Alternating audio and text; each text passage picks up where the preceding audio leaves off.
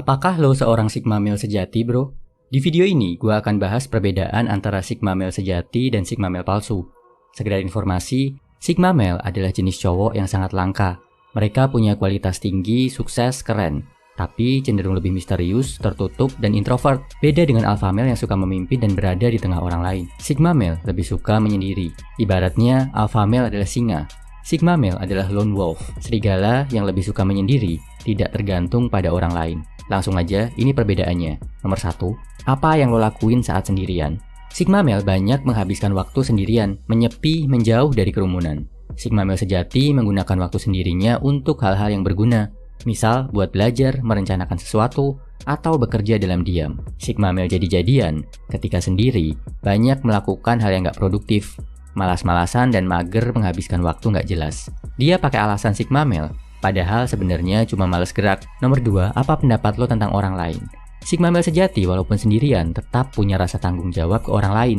Walaupun lebih suka mengambil jarak, dia akan tetap mencoba menghasilkan karya, menyumbangkan manfaat buat orang lain. Gak cuma itu, Sigma male sejati adalah cowok yang bersikap positif ke orang lain, suka berguru, belajar hal baru dari orang yang lebih jago. Sigma male palsu membenci sesama manusia.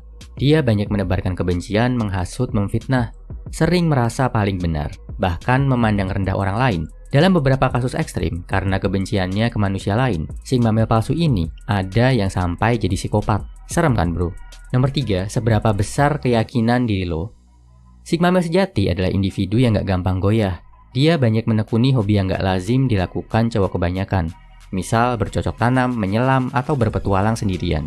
Tapi walaupun sering dianggap aneh sama orang lain, kebanyakan seorang Sigma male sejati gak gampang goyah. Dia tetap konsisten melakukan apa yang dia yakini benar dan terus berjuang. Walaupun sering diragukan orang, Sigma male sejati sangat yakin pada dirinya sendiri. Sigma male palsu labil banget bro, gak yakin diri, gak konsisten sama yang dia lakukan. Karena terlalu mikirin pendapat orang lain, Sigma male palsu ini lebih banyak galau, cemas, dan khawatir. Nomor 4, apa tujuan lo menyendiri? Sigma male sejati menyendiri untuk jadi lebih kuat. Dia perlu kesendirian karena saat sendiri itulah dia merasa berada dalam kondisi terbaiknya, bisa berpikir optimal, bisa bekerja maksimal. Jadi, ketika menyendiri, dia justru jadi makin produktif.